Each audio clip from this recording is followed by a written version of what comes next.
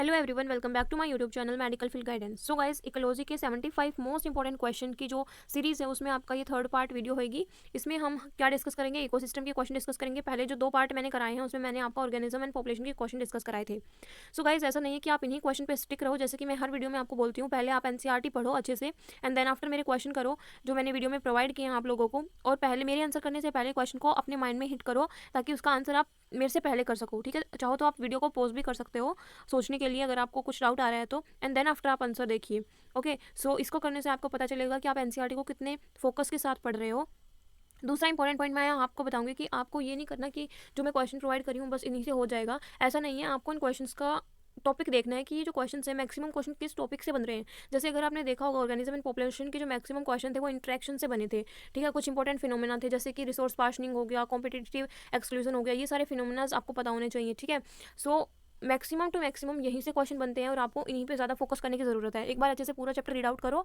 हाँ, जो आपको पॉइंट इंपॉर्टेंट लगते हैं उनको हाईलाइटेड करो, अंडरलाइन करो। अगर हाईलाइटर नहीं है तो पेन से, पेंसिल से, जिससे भी आप चाहते हो हाईलाइट करो, अंडरलाइन करो। एंड देन आप क्या करो, आप क्वेश्चन करो। क्वेश्चन में आपको लग रहा है कि हाँ ये बहुत ज़्यादा इंपॉर्टेंट टॉपिक है, उसको आप इंसर्कल कर लो ताकि जब आपके पास लास्ट 10 डेज रहें तो आप उस चीज़ को रिवाइज कर सको। ठीक है, कम टाइम में रिवाइज कर सको। अभी आपको इकोलॉजी पढ़ने में 1 से 2 दिन लग जाता होगा, आई नो। एंड जब आप इसको थोड़े दिनों बाद करोगे, जब जैसे मैंने बताया है आप ऐसे करोगे तो आप देखोगे कि आप जब इसकी रिवीजन करोगे तो आपको ये 2 या 3 घंटों में पूरे जो 4 चैप्टर है वो कंप्लीट हो जाएंगे। ठीक है, सो चलिएगा इस वीडियो को स्टार्ट करते और आते हैं हमारे क्वेश्चंस पे। सो गाइज, यहाँ पे आपका फर्स्ट क्वेश्चन है, how many of the flowing can be categorised under man made ecosystem.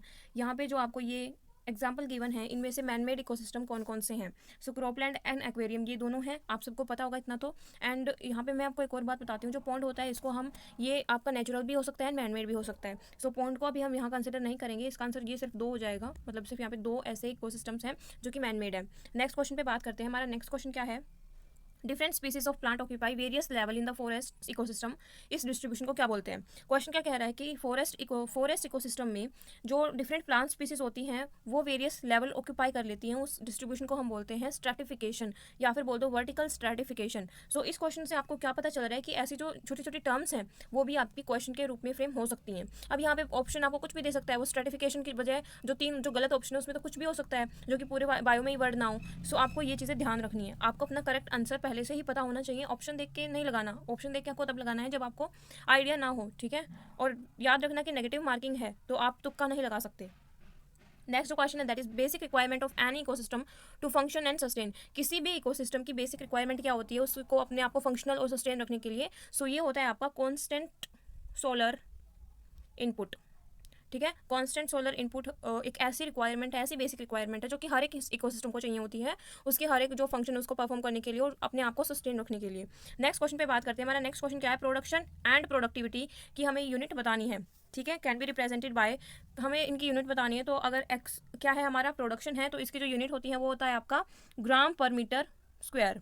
Okay, and यहाँ पे आपकी जो प्रोडक्टिविटी है इसकी यूनिट क्या हो जाएगी, ग्राम पर मीटर स्क्वायर पर ईयर। ठीक है, यहाँ पे पर ईयर का डिफरेंस आता है आपका प्रोडक्टिविटी में, ध्यान रखना, बहुत बहुत इंपॉर्टेंट क्वेश्चन है। नेक्स्ट, अब आपसे पूछ ले कि आपको यहाँ पे तो सिंपली यूनिट पूछी थी, लेकिन यहाँ पे इन टर्म ऑफ एनर्जी पूछ ले, प्रोडक्शन एंड प्रोडक्टिविटी। अगर इन टर्म ऑफ आपका एनर्जी आ जाए तो आपको यहाँ पे ग्राम नहीं लिखना। ठीक है, ये नहीं लिखना, अब आपको किलो कैलोरी लिखना है। ग्राम की सॉरी एनर्जी की जो यूनिट है दैट इज किलो कैलोरी, जो यूनिट होती है वो पर मीटर स्क्वायर, किलो कैलोरी। अब प्रोडक्टिविटी की मैंने बताया था ईयर आता है तो ईयर को हम यहाँ पे लिख देंगे ऐसे। सो ये आपकी ऐसे यूनिट है जो कि इंपॉर्टेंट है, आपको ध्यान रखनी है। एनसीईआरटी में आपको दी है ये चीज़ें, आप वहाँ से इस चीज़ को कर सकते हो। नेक्स्ट हमारा जो यहाँ पे क्वेश्चन है, that is a rabbit feed on grass and gain 1 kilo energy 1 kilo weight with in 2 month, this rate of biomass gain in term age. जो एक रैबिट है वो फीड करता है ग्रास पे और विद इन 2 मंथ वो 1 किलो जो वजन है उसका बढ़ जाता है। इस टाइप का जो बायोमास है, इस टाइप के बायोमास के रेट को हम क्या बोलते हैं। सो ये आपकी सेकेंडरी प्रोडक्टिविटी होती है, सेकेंडरी प्रोडक्टिविटी होती है। ठीक है, पहली प्रोडक्टिविटी कौन देता है, प्लांट्स। अब प्लांट्स में जो हर्बीवोर फीड कर रहे हैं उनकी जो प्रोडक्टिविटी आएगी वो आएगी सेकंड प्रोडक्टिविटी। ठीक है, secondary productivity, very very important question, ध्यान रखना। नेक्स्ट जो क्वेश्चन है, NPP of wall biosphere is, हमें ये एनसीईआरटी में डाटा गिवन है कि आपके पूरे बायोस्फीयर की जो एनपीपी होती है, नेट प्राइमरी प्रोडक्टिविटी, वो 170 बिलियन टन होती है। और आपका जो एनपीपी ऑफ ओशियन है दैट इज आपका 55 बिलियन टन। सो आपको पता लग रहा होगा कि ओशियन की कम होती है as compare to whole biosphere, है ना। सो अभी हम क्वेश्चन देखते हैं next. Despite covering 70% of surface, 70% surface cover करने के बावजूद जो ओशन होते हैं उनकी प्रोडक्टिविटी लो होती है। हमने यहाँ देखा कि इसकी 55 होती है और आपका टोटल बायोस्फीयर की है 170। सो ये कम क्यों होती है? क्योंकि आपका जो ओशंस होते हैं वहाँ पे जो प्रोड्यूसर होते हैं वो कौन होते हैं? माइक्रो ऑर्गेनिज्म होते हैं, जिनको हम क्या बोलते हैं? फाइटोप्लैंक्टन बोलते हैं, ठीक है। लेकिन आपको पता है टेरेस्ट्रियल एरिया पे जो आपके प्रोड्यूसर होते हैं वो कौन होते हैं? आपके इतने लार्ज ट्री होते हैं, हायर प्लांट्स होते हैं। सो इसी वजह से फ़र्क होता है आपका कि वहाँ पे ओशंस में आपकी जो प्रोडक्टिविटी है वो कम होती है as compare to world biosphere. So next question पे बात करते हैं। सो गाइज ये आपको कंप्लीटली गिवन है एनसीईआरटी में डिटो। आई थिंक इसको ऐसे करवाने का कोई फ़ायदा नहीं है, कुछ समझाने का तो इसमें है नहीं, तो यहाँ पे आपको ये एनसीईआरटी में ही मिल जाएगा, आप उस वहाँ पे इसको देख सकते हो। ओके, चलिए नेक्स्ट बात करते हैं नेक्स्ट क्वेश्चन की। How much amount of carbon is fix in biosphere through photosynthesis annually? Photosynthesis के थ्रू कितना कार्बन फिक्स किया जाता है बायोस्फीयर में? सो यहाँ पे अमाउंट गिवन है आपकी एनसीईआरटी में 4 × 10⁻13 kg। इतनी अमाउंट ऑफ कार्बन फिक्स करी जाती है फोटोसिंथेसिस के थ्रू। नेक्स्ट क्वेश्चन पे बात करते हैं। हमारा नेक्स्ट क्वेश्चन है the price tag given to the fundamental ecosystem services is approximately. ठीक है, प्राइस टैग किसने दिया था? एनसीईआरटी में बिल्कुल अच्छे से ये मेंशन है, ये सारी चीज़ें आपको पता होना चाहिए। So price tag to fundamental ecosystem services is approximately कितना होता है? ये 33 ट्रिलियन यूएस डॉलर, ठीक है, यूएस डॉलर होते हैं। सो आपको ये अच्छे से ध्यान रखना है। ये कुछ डाटा है, इसमें कुछ समझाने का तो है नहीं, और सारी एनसीईआरटी की ही लाइन है जिनसे क्वेश्चन बनते हैं। तो आई होप आपको ये चीज़ें समझ आ रही होंगी कि एनसीईआरटी कितनी इंपॉर्टेंट है आपके सिलेक्शन के लिए। सो गाइज यहाँ पे जो आपको क्वेश्चन दिया हुआ है इसमें क्या बोल रहा है? कितने अमाउंट ऑफ सनलाइट है वो प्रोवाइड की गई है किसी फूड चेन को, तो हमें अमाउंट ऑफ एनर्जी बतानी है किसी टॉप कंज्यूमर में कितनी होगी अगर उस फूड चेन में आपके 4 ट्रॉफिक लेवल हैं। तो 4 ट्रॉफिक लेवल कैसे हो सकते हैं? जैसे कि आपका हो गया plant, herbivore, primary carnivore, and ये हो गया आपका सेकेंडरी कार्निवोर, जिसको हम टॉप कंज्यूमर यहाँ पे बोल रहे हैं, ठीक है। उसके बाद क्या पूछा है? इतनी अमाउंट की सनलाइट अगर किसी प्लांट को मिलेगी तो वो उसका 1% यूज़ करता है, आप सबको पता होगा, एनसीईआरटी में ये मेंशन है। ये इसका 1% यूज़ करेगा तो कितनी एनर्जी हो गई? 10,000 जूल। अब इतनी एनर्जी आपके प्लांट में प्रेजेंट होती है, और अगर हम हर एक ट्रॉफिक लेवल में जाएंगे आगे ऊपर तो वो 10 टाइम्स है वो कम होती रहेगी, ठीक है। सो यहाँ पे आपकी जो हर्बीवोर में आएगी वो आएगी आपकी ओनली 1000, ठीक है। प्राइमरी कार्निवोर में आएगी आपकी 100 एंड सेकेंडरी कार्निवोर में आएगी आपकी 10 जूल। सो यहाँ पे आपको सेकेंडरी कार्निवोर में ही पूछा है तो इसका आंसर क्या हो जाएगा? 10 जूल। नेक्स्ट क्वेश्चन में हमसे क्या पूछा है? Term biodiversity was popularize by. ये बायोडाइवर्सिटी जो टर्म है ये किसने पॉपुलराइज की थी, किसने कॉइन की थी? सो ये हो गया आपका एडवर्ड विल्सन। क्या होगा? एडवर्ड विल्सन ने कॉइन की थी या फिर पॉपुलराइज की थी। नेक्स्ट क्वेश्चन है that is biodiversity is combined diversity at all level of biological organisation.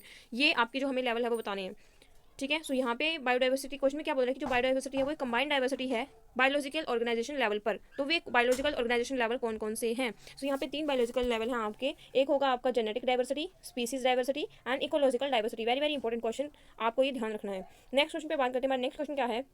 How many species of plant and animal are describe according to IUCN 2004। 2004 के अकॉर्डिंग IUCN ने कितनी प्लांट एंड एनिमल स्पीसीज को describe किया है? सो ये है आपकी 1.5 million से ज़्यादा, ठीक है, 1.5 मिलियन से ज़्यादा। नेक्स्ट जो क्वेश्चन है हमारा क्या है? How much percentage of recording species are animal and plant respectively. Animal और प्लांट की कितनी कितनी स्पीशीज प्रेजेंट है परसेंटेज में हमें बताना। तो एनिमल है आपके 70% और प्लांट है आपके 20%, 22%। Very very important question, database question बहुत ज़्यादा पूछे जाते हैं तो आपको ध्यान रखना है। नेक्स्ट जो क्वेश्चन है, देखो आपने ये डायग्राम आपको एनसीईआरटी में मिलेंगे एक पेज पे, बिल्कुल यही डायग्राम आपको एज इट इज़ याद होने चाहिए कि किस बॉक्स में आपको कौन सा मोलेस्ट करना है या अदर एनिमल करना है या इंसेक्ट करना है, ये आपको अच्छे से याद रखना है, ठीक है। सो ये आप बार बार जब इसका डायग्राम बनाओगे तो आपको ये मेमोराइज रह जाएंगे। क्वेश्चन यही है, आपसे ऐसे पूछेगा आपके एग्जाम में भी कि ई और डी बोल देंगे और ई और डी की प्लेस पे क्या आएगा, आपको ऐसे ऑप्शन दे देंगे और आपको उसमें से सेलेक्ट करना है। नेक्स्ट क्वेश्चन पे आते हैं। Next question, India has only -X% of world's land area but have Y% of global species diversity. यहाँ पे हमें एक्स और वाई की वैल्यू बतानी है। सो आपका यहाँ पे आंसर क्या हो जाएगा? इस क्वेश्चन में बोल रहा है कि इंडिया का जो टोटल लैंड एरिया है, कितना लैंड एरिया कवर करता है वर्ल्ड का? ये आपका 2.4% एरिया कवर करता है पूरे वर्ल्ड का। और स्पीसीज यहाँ पे इस 2.4% एरिया में स्पीसीज कितनी कवर होती हैं ऑल ओवर द वर्ल्ड? ये आपकी 8.1% होती हैं। सो वाई की वैल्यू ये हो जाएगी, एक्स की वैल्यू ये हो जाएगी। चलिए नेक्स्ट क्वेश्चन पे बात। तो गाइस नेक्स्ट क्वेश्चन पे आते हैं। हमारा नेक्स्ट क्वेश्चन है स्पीसीज डाइवर्सिटी बतानी है when we move towards the equator और when we move toward the pole. जब हम अर्थ के इक्वेटर से पोल पे जाते हैं तो हमारी जो स्पीसीज डाइवर्सिटी है वो आपकी डिक्रीज हो जाती है, पोल से जब इक्वेटर पे आते हैं तो वो इंक्रीज हो जाती है। ये बात ये ध्यान रखना। नेक्स्ट जिसने एनसीईआरटी पढ़ी होगी उसको पता होगा कि ये ग्राफ आपका एनसीईआरटी में है। हमें इसमें क्या पूछा है? हमें ये 4 क्वेश्चन के आंसर करने हैं। फर्स्ट है आपको एक्स एंड वाई की वैल्यू बतानी है। एक्स एंड वाई क्या है? ये है आपके X and Y. So X की जो वैल्यू है that is S is equal to CA²। ये आपकी एक्स की वैल्यू होगी यहाँ पे, एंड वाई की जो वैल्यू है वो क्या होगी? log S equals to log C plus Z log A।